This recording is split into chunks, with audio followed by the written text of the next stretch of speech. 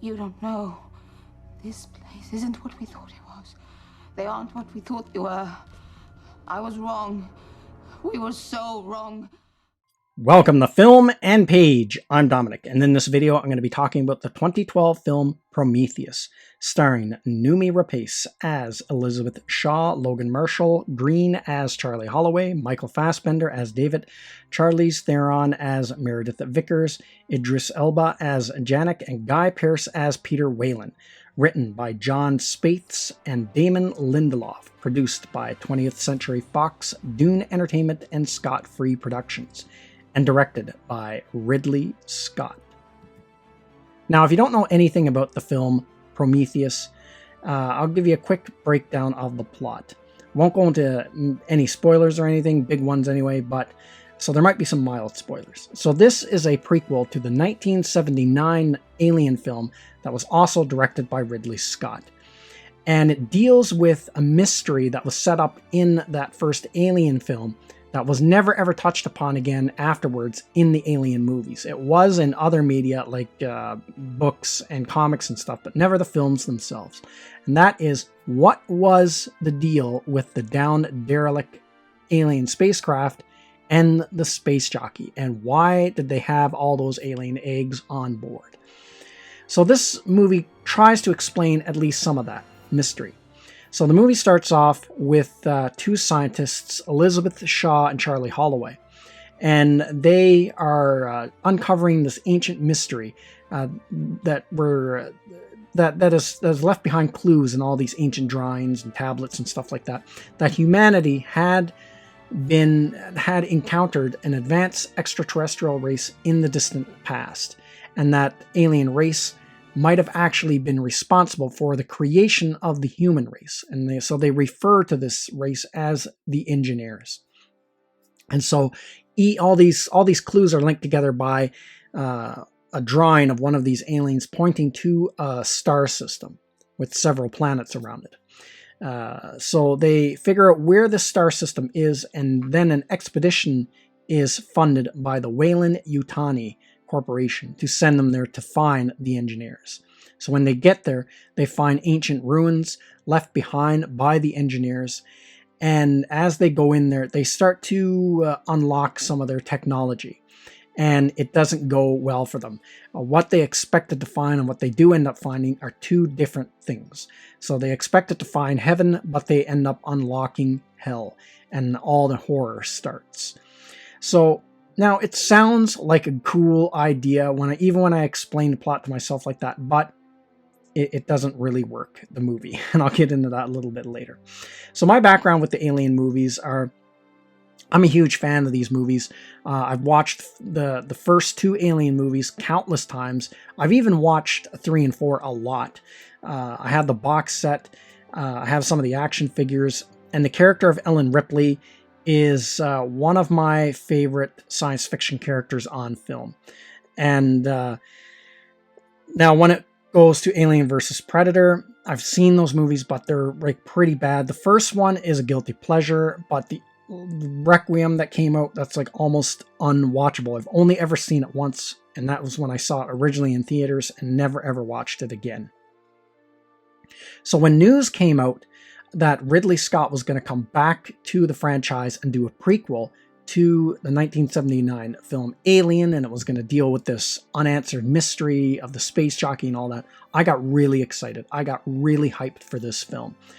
And I was as excited for this movie as I was for Dune 2022, directed by Denis Villeneuve. That's how excited I was about this film. I read every scrap of news I could get on it. I watched all kinds of YouTube videos of people theorizing what this movie was going to be about. I was always checking the movie website for any images that was going to be released. I was like really hyped for this film, and I really looked forward to it. And when I finally ended up seeing it, I was really disappointed with this movie. It did not live up to my expectations or the hype I had in my head at all. And I'll get into some reasons why. Now, it's hard to believe that this movie is already 10 years old. but it is. And so I realized that the other day. I said, this movie is already a decade old. It's been a decade since it came out. So I decided to rewatch the movie last night, and just to see if my perceptions of it have changed or if I've warmed up to it more. And not only that, but try to break down what it is about this movie that just doesn't do it for me. Now, as I was watching the movie last night, I was thinking about it, and as I was watching along, I was trying to remember at what point did this movie start to break down for me. Because there was, for the first part of it, I was enjoying the film. And I think where it really starts to come off the rails, for me personally anyway, is after the Silica storm. They all go in and they're exploring around, and then that storm hits, so they all have to get out, but two of the scientists are left behind. And so they're kind of like, exploring around the cavern system, but they can't leave because of the storm. They're trapped there. And once the horror elements start to kick in is where it starts to fall apart for me, the film, and where it really doesn't work. Like, the story for this film is not very good, or the writing for it is not very good. And I think one of the things I didn't like about it was I didn't care for a lot of the characters. I thought a lot of characters, I didn't really care if they lived or died. You didn't get to know them very well because it was a big cast. And then characters that were interesting, like Idris Elba's character, the captain there, which I really liked his character, but he didn't really do much, where he could have done a lot more if they had shrunk that cast down a bit. Now, I think the main reason why this movie just doesn't work for me, and I was thinking about it last night after I watched it, is I think just the whole concept behind it sounds cool, but when you watch it in practice on the screen, it just doesn't work. And the reason why I think it doesn't work is, funnily enough, it combines two things I'm really into. The ancient astronaut theory, and the whole idea of that mystery behind that space jockey and the alien derelict ship in that first Alien film. And I thought about it, why it doesn't work. And here's why for me it doesn't work. Now, the thing about the ancient astronaut theory, now put aside whether you believe this theory or not, that's not the point of what I'm getting at here, but just that theory, what makes that theory fascinating to begin with is the mystery behind it. If there was an ancient alien race that came here and somehow manipulated humanity or helped humanity in some way, shape, or form, we don't know anything about them. What they were, who they were. So that's what makes it intriguing. It's that you kind of got that mystery going on there. And the reason why it doesn't work in the movie is because in the context, or in the world that we're in this film, the alien world, that mystery is stripped away because the movie reveals who the aliens are. So that mystery is now gone. And it does the same thing with the derelict alien craft. The thing that made that so creepy and compelling to begin with was the questions behind it. How did that craft get there? Well, obviously the pilot was killed when an alien burst out of its chest, and that probably caused the crash, but why did they have all those eggs on board? Where were they going with those eggs? Was that something they created, or was it something they picked up on another planet? Were they just researching those things and then it got out of control? Like, all those questions, none of those questions are answered in that movie. It's just left up in the air. And I think it's better that way. It works better. But then this movie partially strips a lot of that away. Now, you know why they had those eggs on that ship was because the engineers created the xenomorphs, along with creating the humans. And now the thing about this concept that doesn't work for me in this film is, now that you've connected, you've explained who the engineers are, you've stripped some of the mystery away there. Now we know what that space jockey's all about. And we know partially why they had the eggs on there, because they created them. And now the other reason is, now that you've connected all three, the engineers are responsible for the creation of the human race, and they're also responsible for the creation of the xenomorphs. So now you've made that universe feel smaller. You've shrunken it, if that makes any sense what I'm saying. So it doesn't make the world feel as big as it does in that first Alien film. Because in that first Alien film, you don't know they're connected. You don't know why those eggs are there. And it's just this strange alien race that has no connection to humanity. An alien race that might not even be around anymore. They just died off thousands of years ago. And so humanity will probably never come across them again, except for that one derelict craft.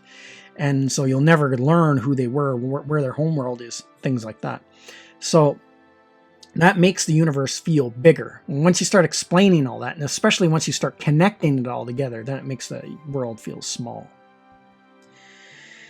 So that's why, for me personally, this movie doesn't work. Now, you can get into all the other arguments that people have online about characters doing stupid stuff and the writing being bad, things like that. But I think, for me personally, that's the real reason behind it. Now, obviously, the bad writing doesn't help. But for me, that's why this film doesn't work. And is it better than Alien 3 or Alien 4? For me, personally, I like Alien 3 and 4 more than this one, just because I held this one up to such a high standard when I was going to go see it, because of the concept behind it, like this high science fiction concept that was behind the film. And Ridley Scott was coming back to direct it, so I thought this was going to be an epic science fiction movie, and then I was really let down by what I finally got. Where Alien 3 and 4, yeah, they're not as good as the first two movies, but they're still fun to watch, they can still be entertaining, and they are what they are. So I actually enjoy those movies more. Where this one, every time I watch it, I just think of what it could have been.